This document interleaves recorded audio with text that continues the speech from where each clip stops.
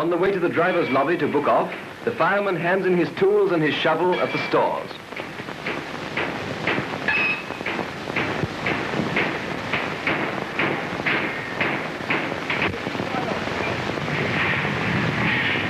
In booking off, the driver makes out a report showing any defects in the engine which he may have found either when on the road or during his examination of it during his disposal on the shed.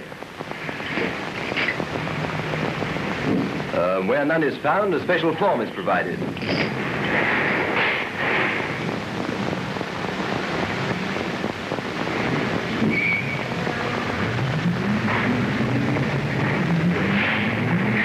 He also makes out a form giving his booked workings, any deviations from these being noted.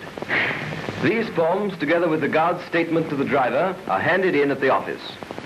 Any unusual features of the run, besides being set down on paper, are reported verbally with the driver.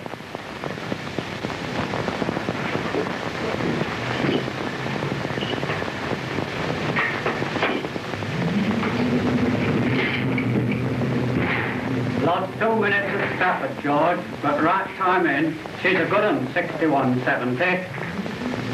Cheerio.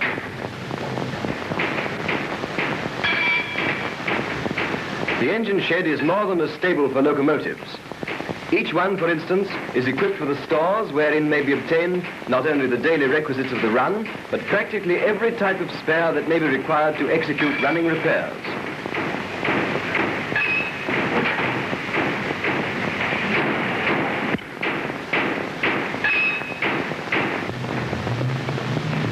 In addition to carrying out these running repairs, the engine shed looks after the welfare of the engines in another way.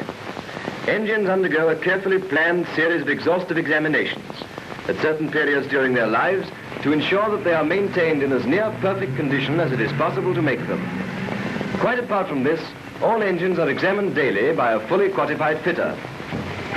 Eventually the time arrives when the engines require a general overhaul, and then they are sent away to the central works to emerge again as almost new engines.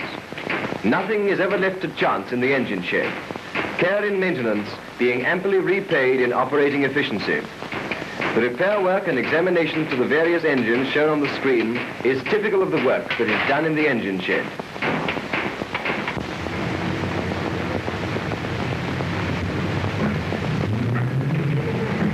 And now we must return to our engine. It is time she was got ready for her next run. The first task is no job for heavyweights. The bar boy cleans the scale that accumulates on the inside of the firebox, which unless removed would cause loss of heat.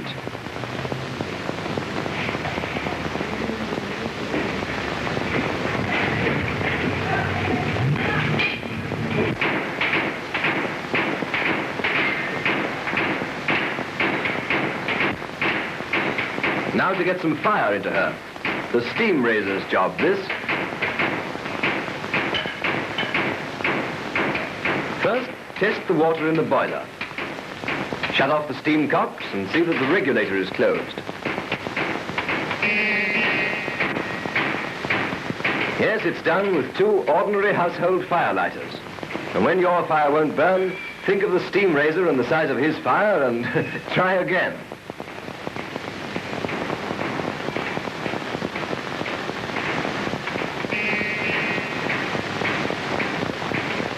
The steam raiser will visit the engine periodically to put on more and more coal. The steam pressure rises steadily.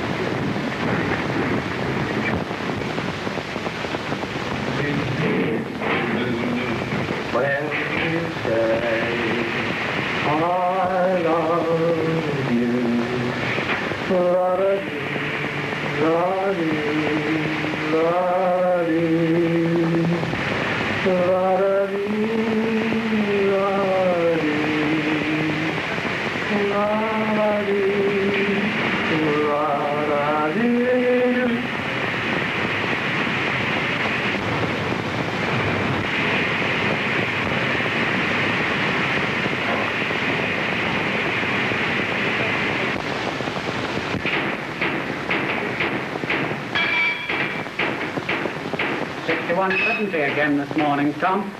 Booking on. The driver signs for printed details issued periodically to all train crews, setting out information affecting the running of trains. Crews also receive details of the trains they are to work and their time cards. Engine preparation follows a careful routine to which the driver and fireman adhere instinctively. Efficiency in operation, especially at high speeds, demands attention to detail in preparation, and the engine certainly gets it.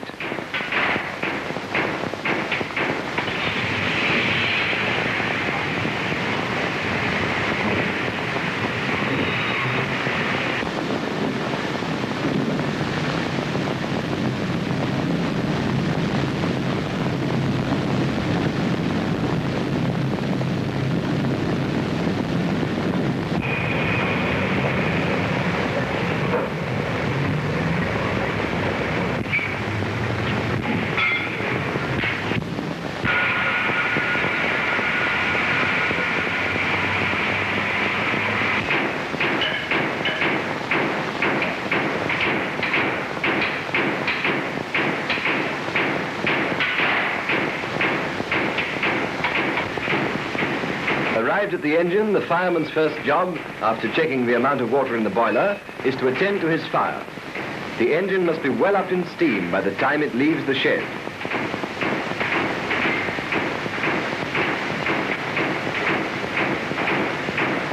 For the driver, engine preparation means a minute examination of all the moving parts on the engine and oiling up. The engine has already been thoroughly examined by a fitter, so that the driver's examination acts as a double check.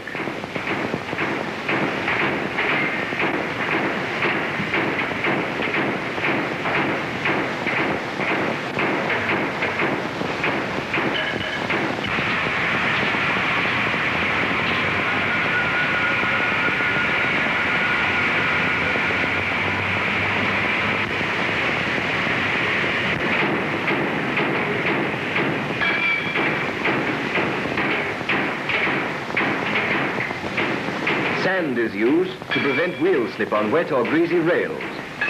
Important to see that the sand boxes are full before the start of the journey.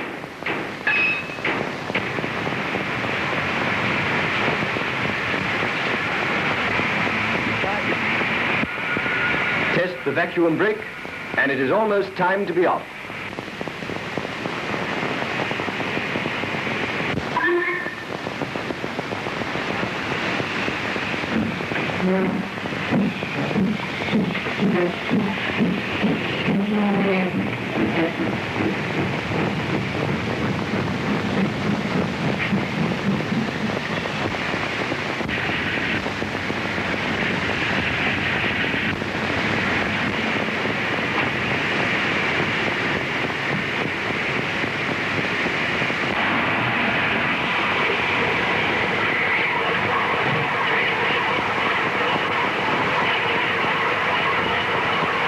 Number 6170 is ready for the road. British craftsmanship has made her a thing of beauty and of power. That she is able to stand as a worthy upholder of a great tradition of safety and security in transport is in no small measure due to the time she spends on the shed. Right, Tom.